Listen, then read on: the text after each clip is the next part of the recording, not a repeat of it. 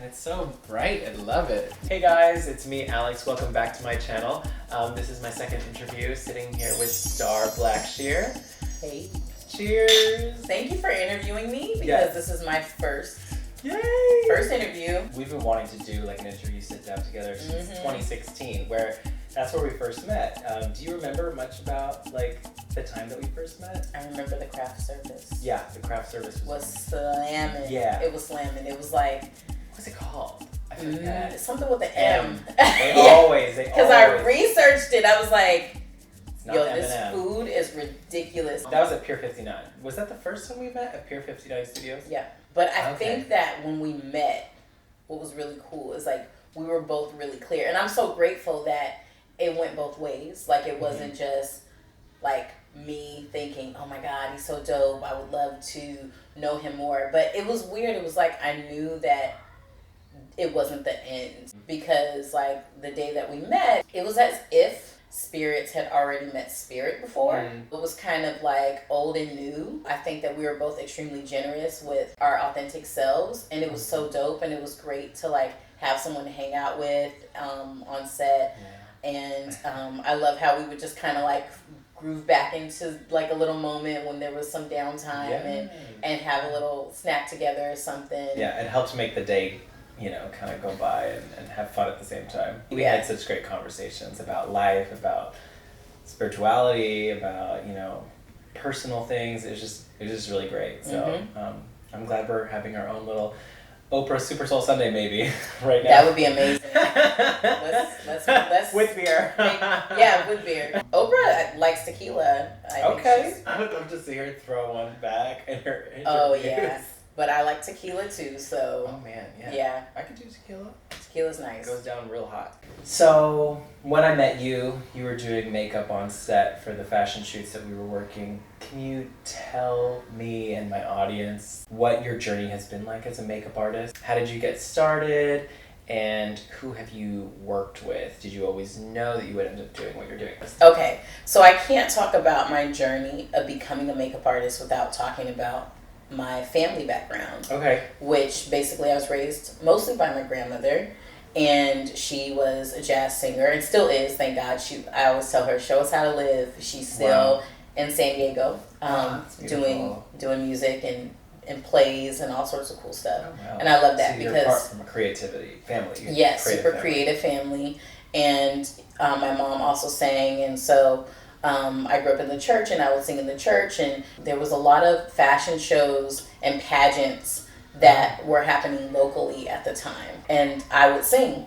When I was in 4th grade, I went to performance art school from 4th through 12th grade, and so I was, involved in the arts. And within that time, I realized that I really loved being in the forefront. I love the idea of being in the forefront, but I love the idea of decorating the talent even more.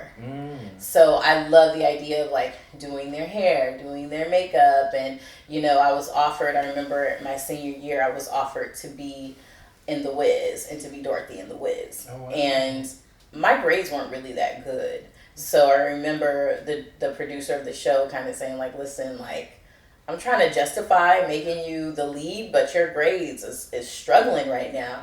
And the reason why they were struggling is because I was already doing clients in the evenings. I wasn't doing homework. I was doing clients. Oh, wow. Yeah. So this is like, obviously, this is way pre-YouTube and all that stuff. So for me, it was more about, it was like, dang, I do want to not fail, but I'm very clear about where I want to go in life. At such an early age. Yeah. That's not everyone's experience. That's really cool. Yeah, it was really cool. I was super clear. And most of my clientele were adults, because what would happen is I would do... Yeah, that's the cool part to me. That you're navigating, this arena with like adults, and you're so young. I mean, I don't know if I could have done that, so that's really bold. Yeah, when you're kind of surviving, you're just doing it. My mom had me at 14 years old, so having a teenage mother, and just wanting more resources and seeing possibilities where I would look at somebody and go, if we just snatch your brows a little bit, that's gonna really set you off. Like, that's gonna be good. Like, okay, let's get this. Okay, I see what they were trying to do, but if they just did this, they would do it. You know, so it was like, I don't know. It just kept going off like fireworks in my head. I kept seeing solutions for beauty. That's how I ended up, you know, working for MAC Cosmetics, and I worked at the time was the #1 store location in the company in San Diego. And so How old were you then? 19. Okay. Yeah, so I started with MAC at 19 after I'd already got my cosmetology license and, you know, was doing hair in salons and things like that. And I realized that, you know, doing hair is very laborious and sometimes it keeps you in one environment. So I really love the way makeup allowed you to see transformation like really quickly. I didn't have to just only work with an exclusive group. And so I really pursued MAC Cosmetics when I was in cosmetology school and then started working there. And because I worked at one of the #1 locations, you're just advancing so fast. You're doing so much makeup, so many transformations all the time. Everyone was willing to wait. I remember there was like a time when people would wait like 45 minutes to get their makeup done because they knew that I'm going to wait because once she gets to me, I'm going to get my 45 minutes. And I used to love that. And that's when I learned about like clienteling and accommodating people in a way that they really appreciate it, is because I, you know, give them eye contact, let them know like, you know, I'll be right with you. Working with MAC, you get more creative. You're working with amazing creatives. At the time, the company was just at such a pinnacle point in artistry. They didn't have as many locations, so it was really concentrated with like talent. Now there was like younger artists that are coming up and maybe they're not as advanced or as experienced as, you know, it was when there were less locations. Got it. But MAC has always been really strong with training. I used to actually tell makeup artists or tell people when they wanted to become makeup artists to just... It's a great place to start. Just go to MAC, and just become a cashier, become anything. Because just exposing yourself to the transformations, the products, you know, just cleaning the products, you know, schematicizing the products, you learn so much about texture, colors, just product variety. And so I was like, just don't say I want to be a makeup artist. Just go to the company, get in there. So that's valuable for anything. I think for so. Any industry, I think. Yeah. I think nowadays too, people want to be the expert before they become the apprentice, and because it looks glamorous. But it's like, I think that we probably cause ourselves a lot of suffering when we just instantly go into I'm the expert, because then people are expecting the expert, and you know, when you're working with people, circumstances can vary so much that I'm sure it can be extremely stressful. Very improvisational. Yeah, and that improv life is taxing along with everything else. Yeah. So the way I got into makeup in New York was I knew that I wanted to expand my artistry, and so I knew that I wanted to be in fashion and editorial. It was kind of like, well, in the States there's kind of two places you can go in the early 2000s, which are, you know, New York or LA. And because LA felt familiar to me, it felt like, and at the time it wasn't known for like editorial work like it's become more now. So I wanted to... where the fashion's at. Yeah. Right? Okay. So I really wanted to go to New York for that. And so I just opened the Harlem store. I was the assistant manager for MAC Cosmetics, and then eventually became a trainer and a pro artist. With MAC, I also started doing New York Fashion Week. And after you do New York Fashion Week for a decade, you know how to do editorial makeup. You know, it's so like, how does that work, where you're doing work for New York Fashion Week through MAC? Well, MAC used to sponsor, okay, especially when it was in Bryant Park in the tents. Okay. MAC used to sponsor New York Fashion Week. Got it. So you would see MAC everywhere. Oh, so it'd be like an event marketing kind of Absolutely. tactic, and you were there doing makeup with as a part of the team. So it would be all of their senior artists, their pro artists, and a lot of talented advanced artists that they approved to actually work the shows. Oh, so you're doing makeup for the models that are doing the runways? Yes, so there'd be like a key artist that sometimes worked for MAC, sometimes was not. Like, say, for example, Charlotte Tilbury or Pat McGrath, who are very well known now to a broader audience because of their cosmetic lines.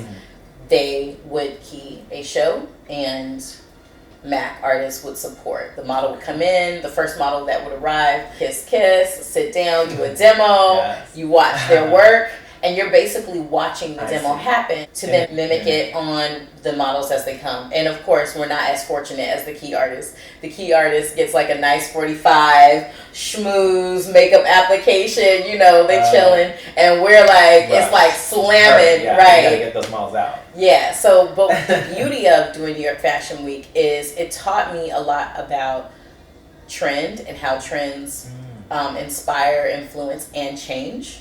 Yes.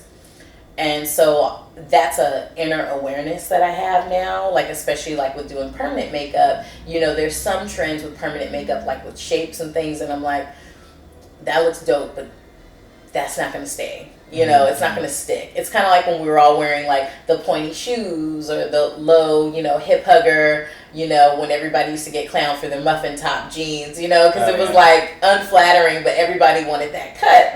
You know, which I was always struggling with that cut. I could not wear that cut. So you know, but then they came and then they went, and it was hot. It was hot as hell, and then it went. Right. So you know, I learned a lot of that by being able to watch fashion come and go, watch the trend colors, and that is just such an invaluable experience that I had. Also, you know, I became strengthened as a makeup artist because you get to basically recreate and mimic the most successful makeup artists in the world. Yes.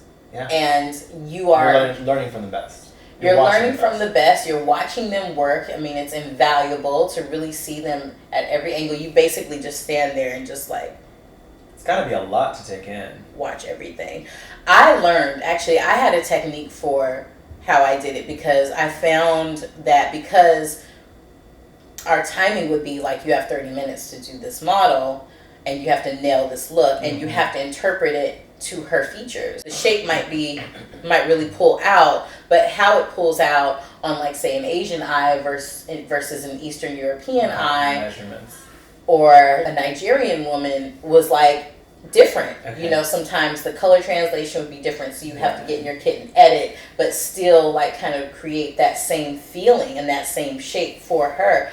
That was another really good learning curve. Knowing how to adapt and edit. But what I used to do, my technique with watching the demo would be to check out. And the reason why I would check out is because I didn't want to get hung up on every brush stroke of the master. Sometimes they would use their hand a little differently, and I found that when I used to mimic the way they use their hand, I would be slower. So I would just kind of check out, and then I'd check in, and I'd see the shape, and I go, okay, that shape. I check out, and then I check in, okay, that color. That was just my process. This way, I was still able to digest it. Digest it. Yep. Yeah. And still do me, but still support them. After doing that for about a decade or so, it became like, okay. That's a long time. I know. Like super privileged. Like they paid me, but they didn't really have to when you think about what I've gained. So that's how I became a makeup artist. And then, you know, before you know it, I worked at the pro showroom. I started getting recommended by different people. Like if a senior artist wasn't available, okay, Starr can go and, you know, she'll be good for this artist. I mean, you know, like celebrity, like musician. And there was a lot of music industry in New York at the time. So musicians often would come here and need something, and they would pull us out, and that's how I really got into celebrity work. So somebody at MAC would refer you to go out and do makeup for different projects with different artists. And, someone would say we want a MAC artist, because MAC Cosmetics was really, this is pre like Instagram, where people will like shop for artists now on their own independently, or agencies can find an artist to represent, you know. So MAC was kind of acting as a staffing agency in a way. Sometimes, yeah, depending on your talent and depending on, I think, your personality. But, you know, there were often times that MAC would get requests for an actual MAC artist to come and do X celebrity. And so then they would just go, we want to send the best artist for that style, and then they would send someone out. And how did you stand out? I don't know if we touched on that. How did you stand out to be that referral? Just by the consistency of being there for 10 years and doing the work and learning from the best? Is that kind of just how it organically you became one of those names that people would toss into the hat? That's a really good question because you made me have to actually think about what the answer is. You know, it's just about being committed and showing up and being passionate about your work and about the products and about artistry and doing a good job and actually making people look more beautiful and therefore becoming more advanced. That is how I think that I stood out. Who did you feel that you stood out to that had an impact on your career? Like, who are those people? What are their roles? Starting with MAC Cosmetics, because it's a great lesson to remember to do the work and get good at it, and it'll speak for itself, and then things will take off for you organically. But who, like, to trust that process, but then also keep your eye on who is it that you have to impress to, you know what I mean, get that next opportunity. Who talked me up? Yeah, it was obviously just upper management and things like that. But again, it didn't happen until I became a pro artist, in which I worked at the Pro Store in the Flatiron District. And they had a showroom that we had opened. And so after senior artist, or a trainer, I think the next step would be to ask a pro artist. And most of the time, trainers were kind of like out on the field training staff. I'm working with customers at location. So to grab a pro artist from the Pro Store, we were more of like the creatives. Like, we were the ones doing like the face charts. We were the ones helping the people in the industry. So anyone who shopped with MAC from the theater or for celebrity work, television, film, any performance art. You were working there at the Pro Store eventually. Yes. Oh, that's a great place for you to network, because people are like, she knows what she's talking about, so why not pull her? Yeah, why not pull her? Or if they just said we have a pro artist name, then it would be easy. It was an easy sell. And we were also very advanced. We were very advanced. That's amazing. And it was the beauty of working at the Pro Store is when you work there, you actually grew even more because your peers were crazy talented.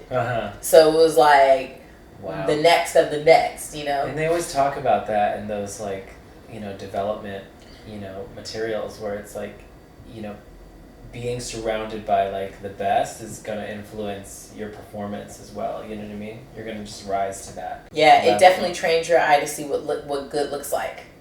You know, it's like, what does good look like on film? What does it look like when you see the talent outside of the camera? You know, how does that translate?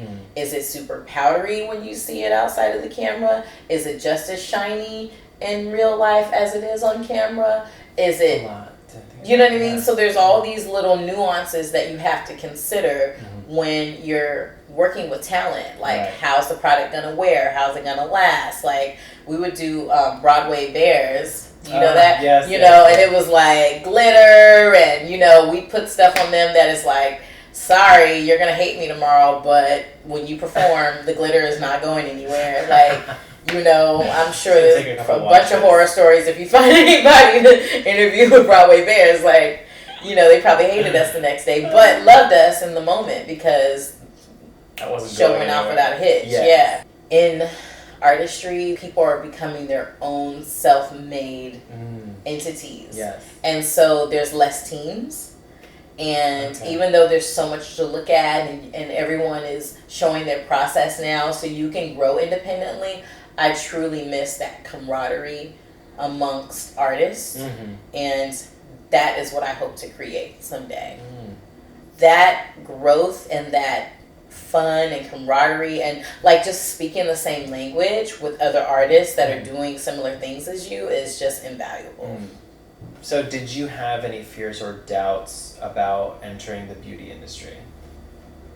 I think at the time when I was 19 years old and, you know, finishing cosmetology school and working at the MAC store, again, being amongst my peers, there was nothing to fear or to doubt. You know, you kind of were in the safety of talent all the time. So even if you didn't know something, if you just observed around you and see, oh, what's going on with that demo? Oh, what's she pick up? What's she selling? What products did she group together? You know, what did she wear today? You know, on her own phase. It just allowed for you to grow. It allowed for me to grow. So when I moved to New York, and when I wanted to move to New York, that was extremely intimidating because it's a different market at the time. New Yorkers, and I think they still don't wear as much color. Okay. So, Yeah. you know, it was very difficult to sell.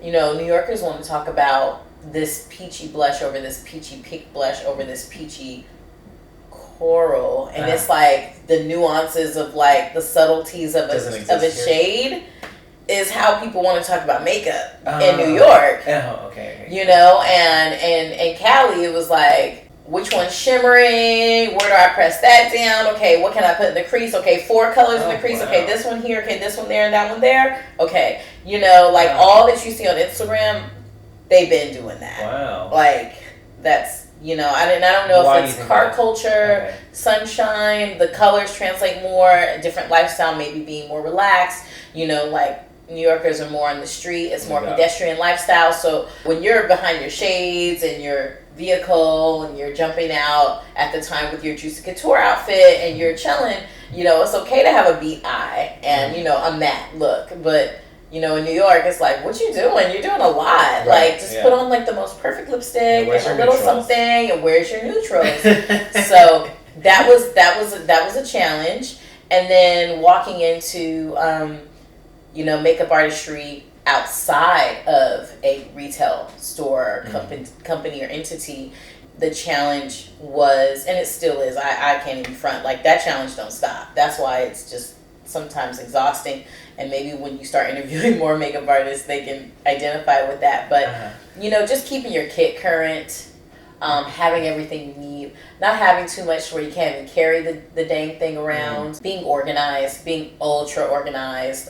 Every makeup artist always completely obsesses over their kit. How can I make this smaller? How can I consolidate? How can I make sure that I find the things that I need extremely quickly without chaos? You know, it's just that whole thing. How can I make sure that I have everything I need without getting to a job confidently and leaving with my tail in between my legs? Yeah. You know, so those are the nuances which is why I really like doing beauty services that are more like permanent makeup and working in a studio where you, like, people kind of come to you so that you don't have to deal with that part, the chaos part. Feeling like unprepared. Yeah, because it can be a constant. Unless you specifically are working with one specific artist all the time, where you get a groove, where you're like, these are the colors that are working right now. This is what they're looking for. You know, I'm going to spice it up with this new lip liner. I'm going to spice it up with this lash. You know, it can always be just a surprise. And that surprise can be extremely intimidating. Yeah. Yes, stressful.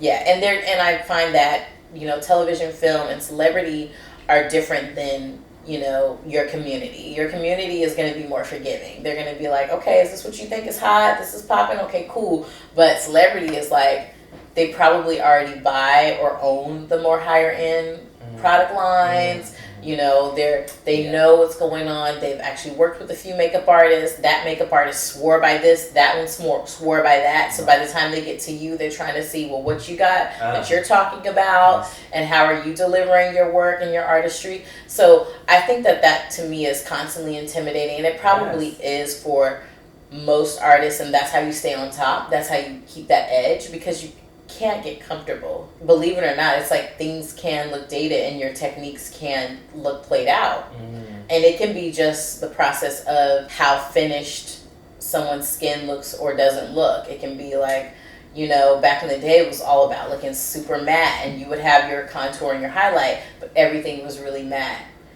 And now it's all about, how do I make it look like skin? Right. You know? Yeah. And that can be more challenging, because if someone's skin is not great, you're spending more time kind of, you know, just pecking at different blemishes, versus like painting their whole face down. It's a lot of detail work. Anyone who is getting in the makeup industry, I would say work with a team so that you can recognize what you're really strong at, as well as recognize what you can grow from. I used to love how working with a team, you know, somebody knew how to really, really get that smoky eye just right, really, you know, create some definition in that lash line.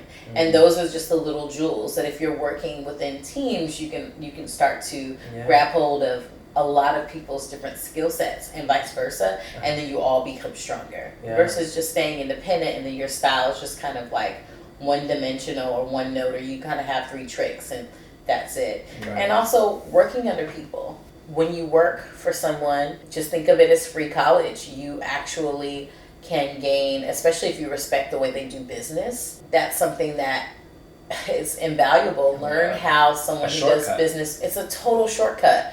You can be 20 years old or 19 years old, you know, working for someone for little to nothing. And by the time you're 30, you're like in the atmosphere, like, you know, because you know how to do business. So you know how to build good relationships, keep them, nurture them, and get paid.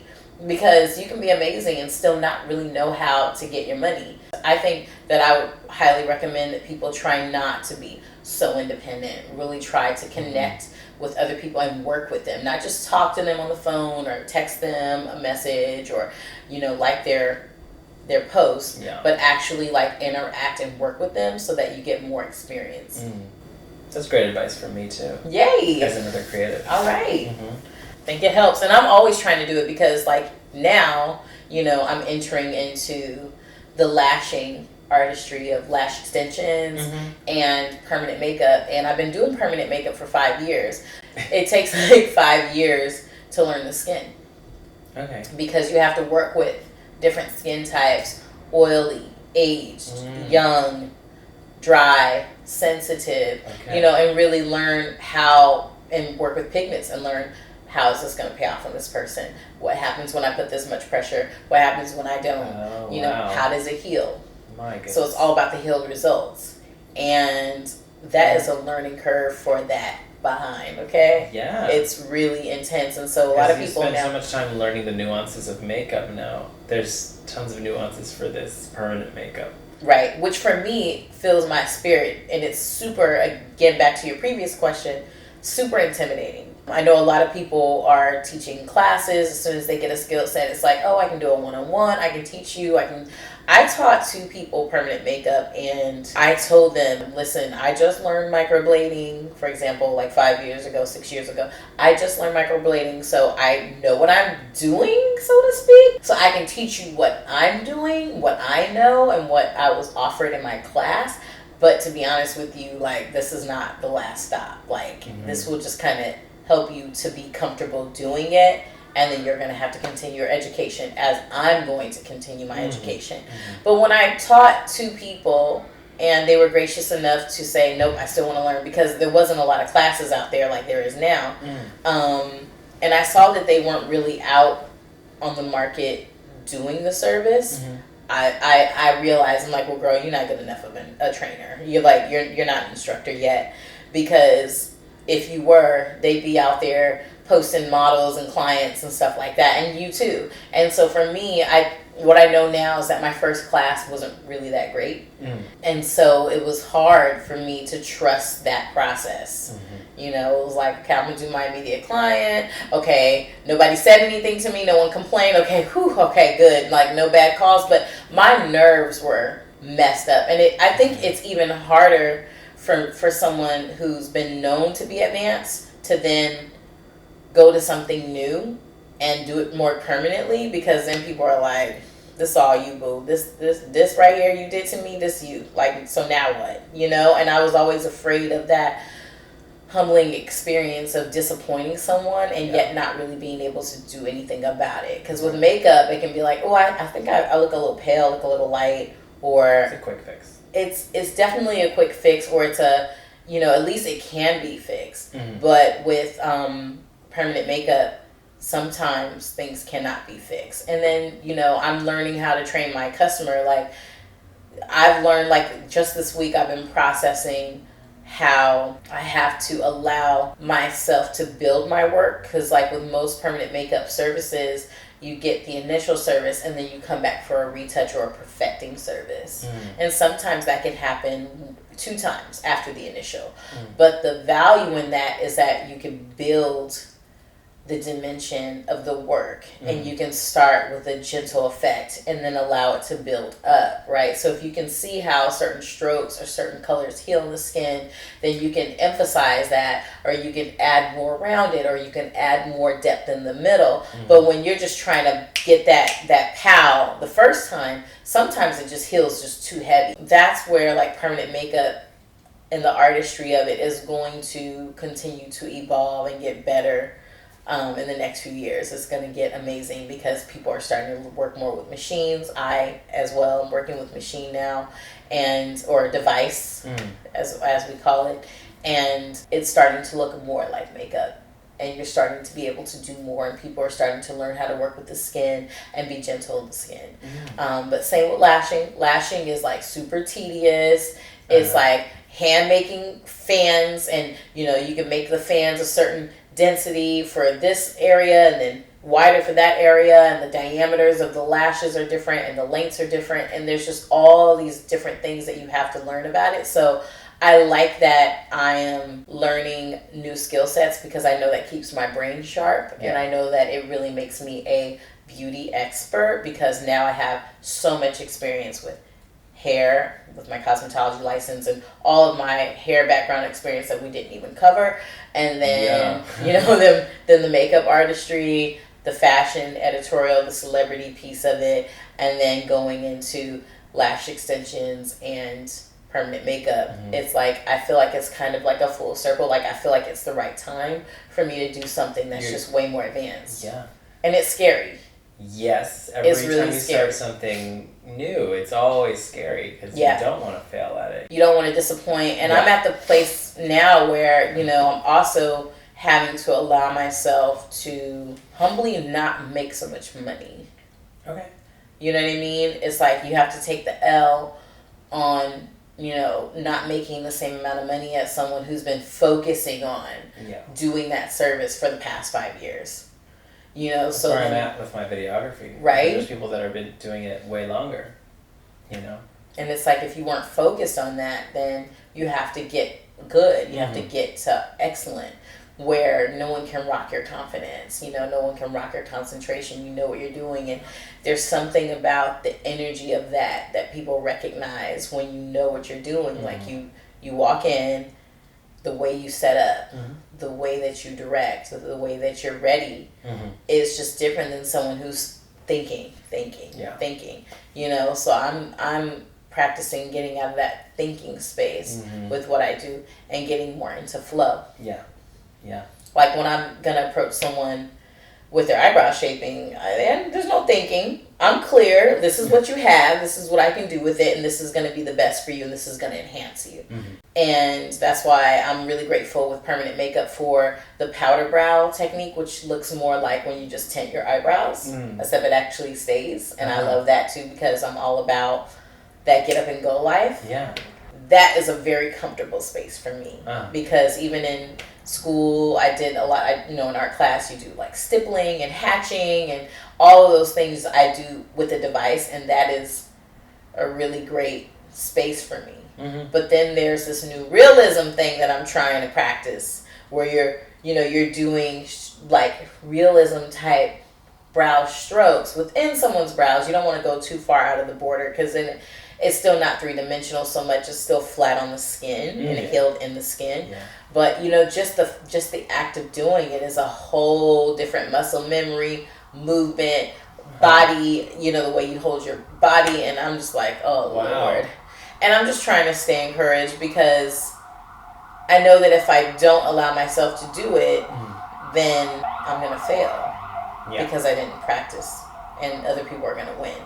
Right. It's really about who's practicing, who's staying in the game at this point. It's really, I learned with permanent makeup, it's not even so much about how artistic you are, because a lot of it is just about technique. And if you practice a technique enough and you create symmetry, you're going to be a successful permanent makeup artist. So there's a lot of women who, and men, not enough men, I think there still should be more men doing it, because the ones that are doing it well are slaying the game, like doing amazing. So I hope to see more men down the road in the industry with permanent makeup, because there's a lot of tattoo artists males. That's true. But permanent makeup is a wonderful thing, and I know the men are gonna slay. So I'm glad they're sitting back for a minute because I need to get my speed up. Yes. But there's a lot of people who were just office workers or dental assistants and, lawyers, different jobs where they were like, this cubicle life or this office life is not my life. Yeah. And then they decided, let me learn microblading. And then they learned the pattern. And they started to successfully do the pattern on their clientele, growing their clientele. Next thing you know, they are now doing machine work and they're doing amazing. Same with lashing. A lot of these young ladies out here doing lashing are very young, and their lashes look like they've been lashing since, infancy. Yeah. So you just have to keep practicing. That for me is intimidating, challenging, encouraging, because it tells me that there is light at the end of the tunnel, and it challenges me, and I would like to be that person for the rest of my life, where I don't settle for the comfort of what I know. Right. Always exploring, always growing. Mm-hmm. I think that's what we ultimately seek as people. I hope so. Growth. Yeah. When you fall in love with the process, that's better than seeking the result. That's what I've come to understand for my own sanity. Mm-hmm. I'm still trying to fall in love with the process because I hate being growing pains. I hate being the kindergartner in the room. Yeah. Ugh. I get it, especially after 10 years of being pro. It just feels so much better to be humbling, I got this. Boom. It's very humbling. It's super humbling. But the awesome thing is that, I'm focusing on artistry. I'm focusing on, the gorgeous sets that I see from artists, the colors that are used and the movement and the shapes. And so I have that in my arsenal, and that's what I hope to share with the world. Yeah. I'm Liddy right now, but I appreciate it. Thank you. I'm a lightweight. So... hey. Just trying to brainstorm. That's me brainstorming. Cardi B. That's hilarious. Okay. Just real quick, did you have other dreams in the past? I noticed on one post on your Instagram you had a dream of becoming a fly girl. Yes. Correct? Yes. Okay, so yes. I was born in 1980. Okay. This year I will be 40, which is crazy. It's pretty, wow.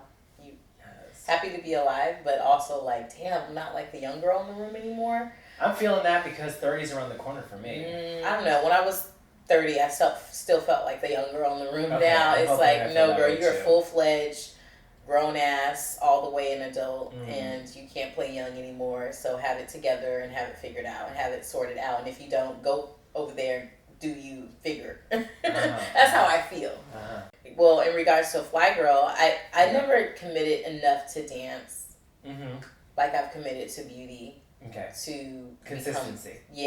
To become that. And I remember I had this ballet teacher in school that said to this one young lady, "You have the most amazing body." And I don't know why that messed with me. I was like, so what am I, chopped liver? That's okay. I don't need to be in dance anyway. And I pretty much I don't know why. It kind of it was almost like I saw the favor and then it was reinforced through language, and then that just discouraged me from dance. And I was like, I'm good. It was a female. But ballet is hardcore. They want...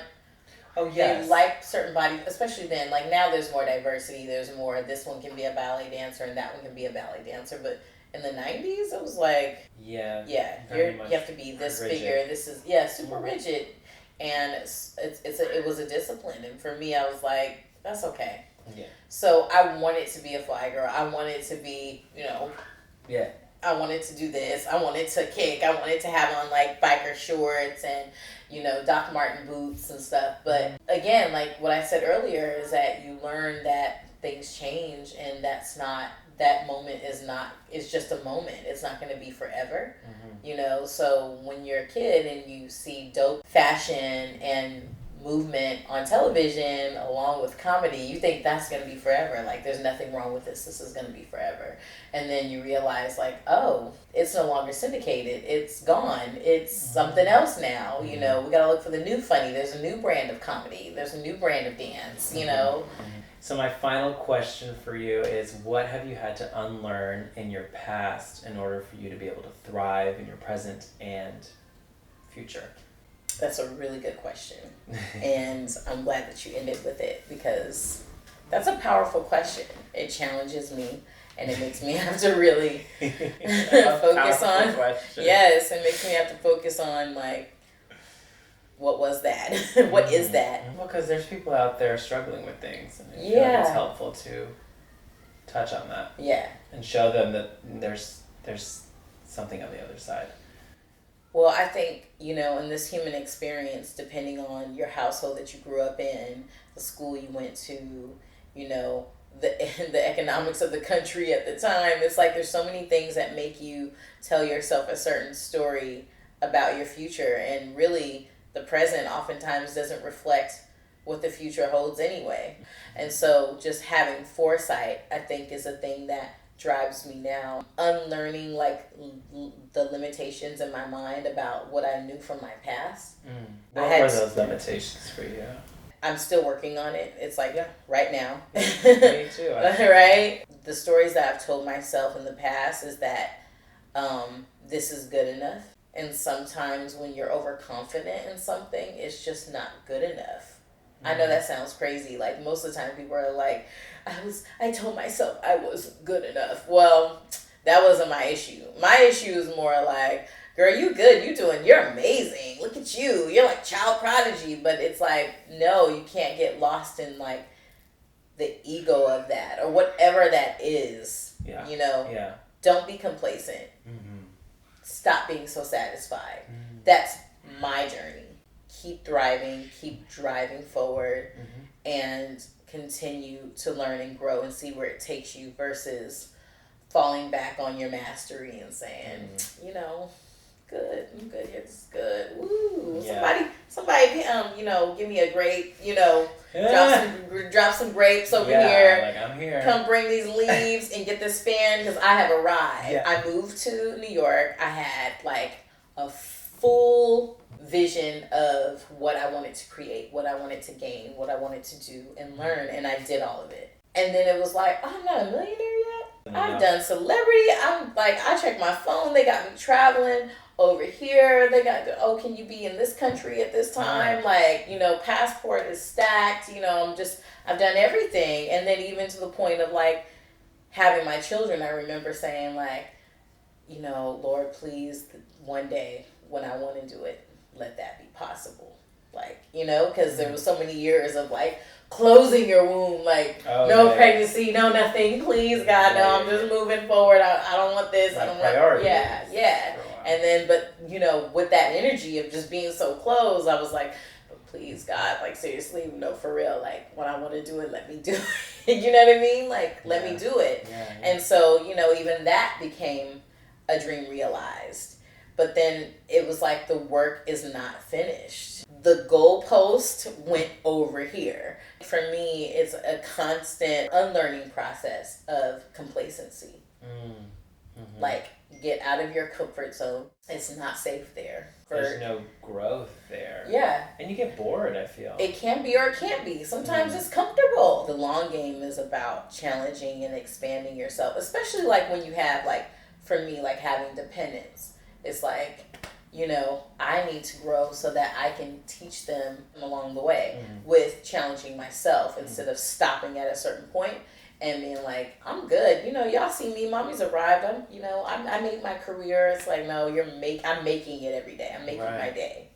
You're showing them what it means to fight for something. To fight for themselves. I'm so happy that I use the language now with my daughters, especially my 8-year-old now. I'm like, this is your life page. I'm supporting you and I'm teaching you how to operate within the world now.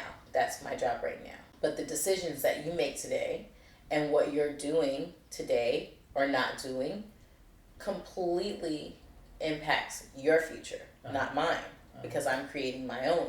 And I'm me, and you are you. So remember, if you make a choice to do your homework, not do your homework, to focus, not focus, have good habits, not have good habits. These are all things that you're creating for your life. So I'm only going to bicker with you so much, and then eventually I'm going to let you rock out. Because what you're going to know about me for sure is that I told you, I trained you, I taught you, and I showed up for you. you make your choices. Mm-hmm. For some reason, when I speak to them in that way, my girls, they completely understand that, okay, let me take accountability for myself. And I'm like, you should, because girl, I sure got to take accountability for myself every day. Mm-hmm. And right now I'm taking accountability for you, but only so much, because now you're at a place, especially at 8 years old, where you're really forming and developing your own life, your own character, your own friendships. When she's at school, I'm like, that's your world, right? I don't know what's going on at school. Mm-hmm. You know, the teacher can tell me stories, you can tell me stories, I can see your work, but at the end of the day, I'm not a fly on the wall in your classroom or in the playground at recess or in your art classes. I don't actually really know moment by moment how your interactions are. This is your world. Can you see that? Mm. And she's like, yeah, these are consequences and benefits, you know, to what you're creating in your actions. Yeah. So as another thing with unlearning for me is also with time management.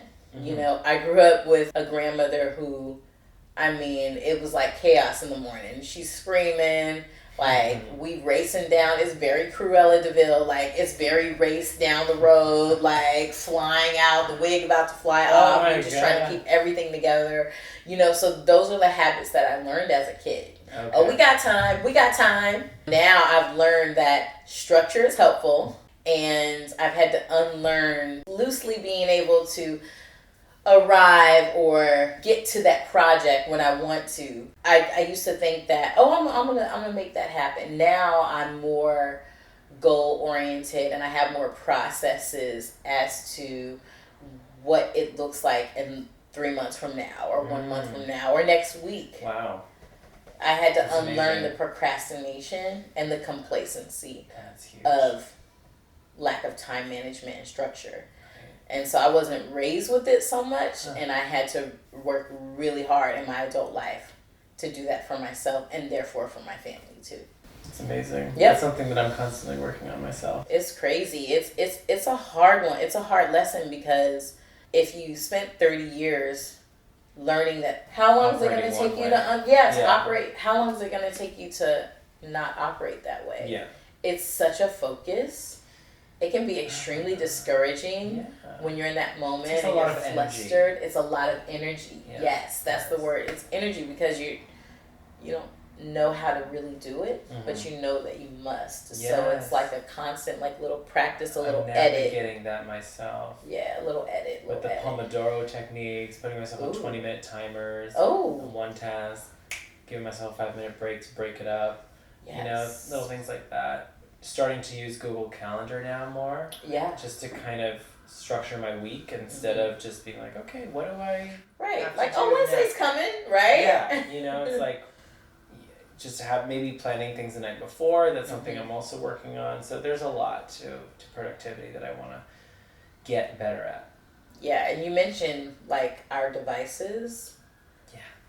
I feel like we use our devices like we use our brains, like 10% of it, you know, it's like this device, I'm sure a techie can probably identify with this, but it's like we're using it like for text, email, and talk, and a picture. It's like 4 things when it can really do like a gazillion things to keep us organized. And so I'm also learning to use my apps to help me out. Amazing. Well, hopefully you can share some advice on that. Well, time lapse is actually really good. Okay. So like you go to the timer, like when I'm doing lashing, the way that I was able to see progress, and it's encouraging, is by like using the time lapse. It's a stopwatch, but you can do laps. It's like, say you're trying to figure out like, why the hell do I feel flustered in the last 10 minutes or whatever. You can like press your phone, start the timer, take a shower. Okay, boop. Then you're gonna drive and get dressed. Like then you lapse it, so you can see. I have been taking 20 to 25 minute showers, and that's a problem. Or once I take my 20-minute shower, my coffee is 40 minutes. Like, might be just things that you don't realize. Totally. That's like the other day, I woke up late and I had to run to work, and I brushed my teeth in such a quick amount of time that I was like, why can't I do this like every day? Why do I feel like it takes me like you know, 10 minutes to brush my teeth in the morning when, like, I could really brush my teeth in, like, 2 minutes. Well, it might be good just to know what it feels like Yeah. to brush your teeth in 2 minutes or 3 minutes versus 10 minutes. Yeah. Just so that it's, like, more of a focused energy. I mean, I put on my moisturizer and my oils, like, so fast that morning. I was like, damn, I had all this extra time I could have used if I was doing that every day. But if we don't plan, then we're not really putting anything in that place. So it's okay to, you know, shower for 30 minutes, brush for 10. Yes, if there's no, like... If there's no plan. Nothing, yeah. So that's nothing what we're learning. Yes. Yeah. We're learning how to plan. Super important. And it's hard as hell when you haven't been taught by your parents. Yeah, because you could coast through everything. You can coast through life. You could. But it's better to have some structure. Identify what it is you want to go for and then, like, structure it in some way. And that's something that I'm working on as well. It's great to see you again. It's been such a long while. Thank you so much. I'm glad we finally did this because we've been wanting to do this.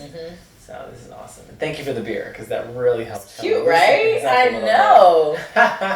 It's cute. That was great. I'm just, happy that you took the time to watch this interview, and I'm super grateful to you, Starr, for sitting with me. And I'm excited that we did this after such a long while of knowing each other. So thank you. Oh, good to see you. Oh, thank you. Thank you. And I hope that y'all got something. Yeah. Love it. Be sure to check out the next video over here and subscribe if you want to. All right? Thanks. There's nothing that I wanted to create that I didn't.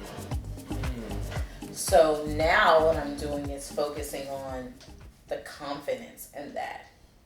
Because a lot of times when you're starting something new, you just don't know where the hell you're going to end up. No.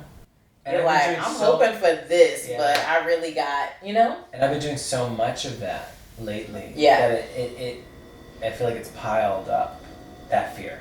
Because I've been doing it constantly with several different parts of my life. So that's why scary. Right now I'm in a place of scary. Like, it is scary. That's why I think I've been in an emotional kind of turmoil in a sense. I've been a little like, I've been emotional, I've been doubtful, I've been a lot of different things in the last, ever since New Year's.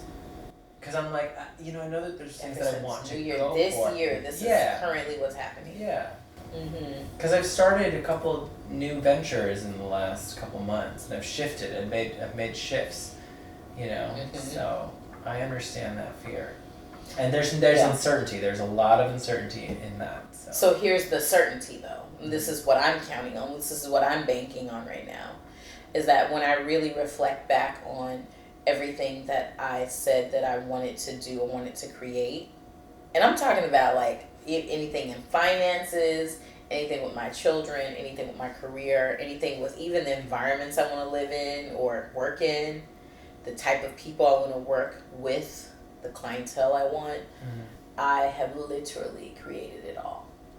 And I think that when we really start to kind of dial in and check our past, we'll see that good, bad, or different, we have done that. So your doubt that you're actually focusing on, you are creating that, and you will create that. And that's the crazy part. And it was like, the doubts you don't really see because you kind of look at it as like, oh, this is normal. I didn't meet that mark at that time. That's cool. Like, I forgive myself. Boom, moving on. So it becomes a little frivolous. But when we focus on, I would challenge you to focus on the goals that you set forth and you actually did accomplish it. Even if it's something like, okay, I just want to be able to pay all my bills myself independently. I just want to be able to live in this neighborhood. I just want to be able to work at this job, or I just want to be able to leave this job and do this and still be able to pay my bills. And you see that you actually did it. You realize I have manifested everything that I decided to do. Yeah, but I have some control here. You have some control.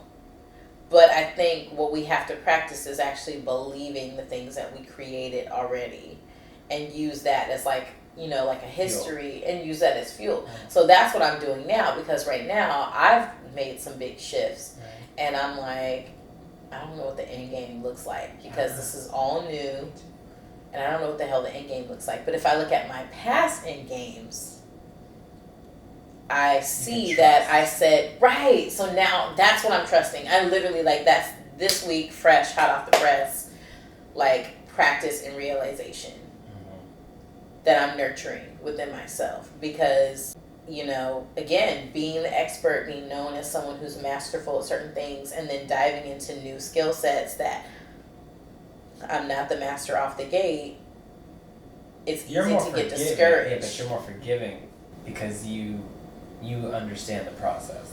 You trust that one day you're going to get to that point again. I think I don't have a choice at this point. Yeah. Like, I don't have a choice. Like, I've burned the bridges. Yeah. And so now I'm just walking this way. And right now it's dry as hell, desert, cactus done spiked my foot. Like, I'm trying to figure, you know, I'm hobbling, you know.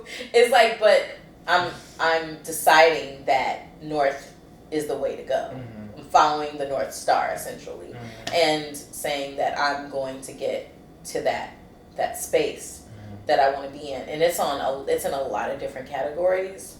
So actually, even just having this conversation with you, I'm like, let me write some stuff down, because that's also the other thing. Is like sometimes we stay in our head, yes. We're not writing it down, we're not putting it to paper, sure. And so sometimes it's hard to reflect back on exact ideas and thoughts that you had. So I'm going to do that this evening because I really want to make this stuff happen. And having vision is such a blessing. That's another thing I learned, like, living here in New York, because I told you that I did everything that I set out to do, and I wasn't a millionaire. So I was like, oh, dang. So now what do? I literally accomplished all my goals. The bucket list was checked. Been to all these different countries, worked with these people, did these jobs, did that job, I did everything. So now what? Like, what can you possibly do now? Mm-hmm. And so I had a moment that was like, it wasn't a dark period, but it was definitely like a void period. And I think it happened when I was a new mother of two, because it was like my energy was like on nursing and like all of these different things that I had to do. Mm-hmm. And I wanted to do it, but then I also was kind of like straddling the fence of like what I wanted to do with artistry, so that I didn't stay out of the game, get kicked out of the game. Mm-hmm. And I also wanted to be a present mother and a loving mother to my children. So it was like my mind was blocked. I don't know if it was hormonal or what, but my mind was blocked on like a lot of big goals. Mm-hmm. Like, it was very, very difficult to create a goal, like a real goal, like something big, something like that you're like, I gotta do this and do like all these steps you gotta make to get there. I didn't have that. And so I realized, I was like, wow, having vision is a blessing. Those are the things that we can't take for granted. Now I actually do believe people when they say, I just don't know, like I don't see it, I don't know, like, because I had that period in my life and I was like, oh, this is real, like this is a real thing. So I think that having a vision is a blessing. When you do, take that bull by its horns and manifest. Mm-hmm. At the very least, you can visualize, you can see yourself doing something versus not. And I'm grateful for that now, because when I didn't, it was scary. It was scary. It was scary to be like that driven person and then kind of like on this void line, like where you're like, damn. Okay, I mean, stay-at-home mom? I don't know, but like, I know I'm supposed to be doing something greater, but I can't really figure it out what's going to make an impact in my life. I don't really see it. Uh-huh. But I trust the things that I have created from my past and even presently, that I said, I want this, I'm going to make that happen, I want this, and I'm doing it. And I'm like, trust yourself, girl, because you keep doing it. You keep doing it. It's powerful. Mm-hmm. You're reminding me to just like reflect on the things that I've accomplished as well, and trust that I'll be able to do it again, that I have it in me to do it again. Yeah. So, thank you. Yeah, you can do it again. Like, again and again and again. My husband and I watch a lot of these, motivational things, people that are successful on YouTube and stuff. Mm-hmm. But I find that it's sometimes kind of an out-of-body experience, because there's so many steps before they got to this point. And so is this just like a fog in there? They're telling you their story, this and that. It's like, okay, that's a little foggy because I'm not walking with you in those steps. But I think that it's helpful to trust the successes of your own past that you've accomplished.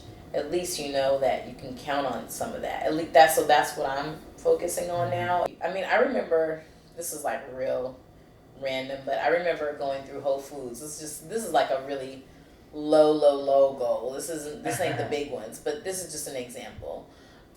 Walking through Whole Foods and being on a crazy budget, like not really being able to buy much, but knowing that I want to make better choices and I want to eat healthier. And I remember praying and looking through the aisles and being like, Lord, just one day let me just come in here and just not be on a budget. Like, I just want to come through Whole Foods and just not be on a budget. I want to fill my basket just like they get to fill their basket. And I want to just put the stuff that I like in there. And I want to be able to pick the fruit and not be like studying how much per pound each fruit is. And I'm there now. Wow. So, you know what I'm saying? Like, that's real minor. It's just about food, but it's about an opportunity that you want to create for yourself. So think about all the different edits and growth that we've had in our lives, where now we can go into a specific grocery store or restaurant and just order without the anxiety of what the spending is going to look like. So that's just a quick little short goal example of how, you know, I've seen the transformation in my life. Because I don't go through Whole Foods anymore thinking like, ooh, I'm like, ooh, can I buy this honey? Ooh, yeah, I don't do that anymore. So now my new normal is something different. Yeah. So when I reflect on that past, I'm like, that's what you keep doing, Starr. Wow. You keep doing that. Wow. You know, I want my kid to look like this, right? I want my kid to look like this. I wish I had these products.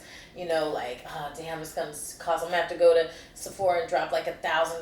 Like, no one's giving me anything. And then you have it and you're like, oh, now I'm trying to just get some more extra liners. And, you know, you open your foundation kit and you're like, I've got all that I need. Wow, I remember when that seemed like such a feat. And now this is just the new normal. So there's nothing that we can't do, but I think it is important that we realize that we can. Because I think when we tell ourselves that it's a challenge, I'm telling myself this right now, like when we tell ourselves that it's a challenge, it does become a challenge.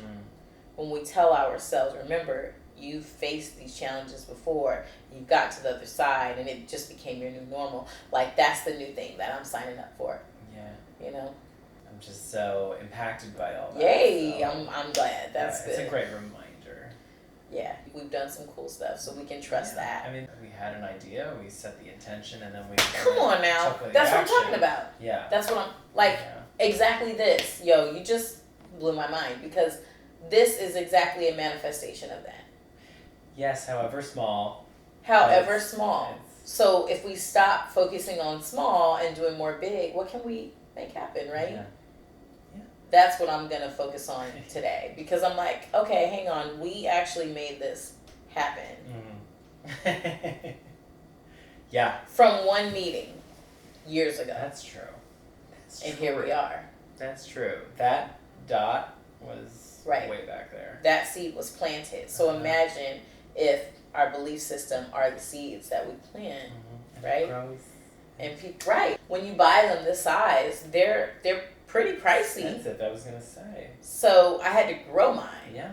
But the process of growing it, I learned a lot, and I actually manifested it. This tree, one time, I went on a trip, I overwatered, I closed all the windows up, came back, it was like down to 3 leaves.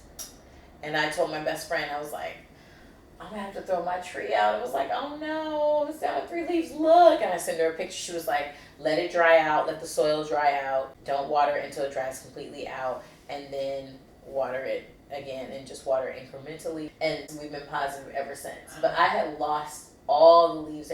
Actually, this is all of our bad history. All these little knobs are all where there was once a leaf that didn't make it, because they keep getting new leaves from the top.